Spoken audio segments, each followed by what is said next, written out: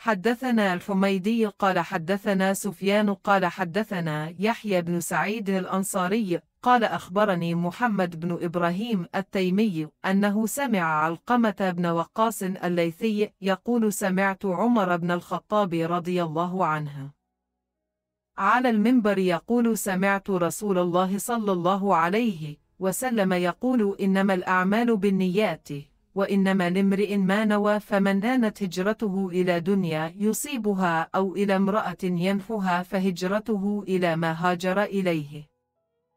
الشيخ इमाम हाफिज़ अबू अब्दुल्ला मोहम्मद बिन इस्माइल बिन इब्राहिम बिन मुगीरा बुखारी रहमतुल्लाह ने फरमाया, और अल्लाह अज़्ज़ व जल का ये फरमान कि हमने बिलाशुबा ए मोहम्मद आपकी तरफ वही का नुज़ूल इसी तरह किया है जिस तरह नूह अलैहि अस्सलाम और उनके बाद आने वाले तमाम नबियों की तरफ किया था। हमको हमीदी ने यह हदीस बयान की। उन्होंने कहा कि हमको सुफियान ने यह हदीस बयान की। वो कहते हैं हमको बन सईद अंसारी ने यह हदीस बयान की। उन्होंने कहा कि मुझे यह हदीस मोहम्मद बिन इब्राहिम तीमी से हासिल हुई।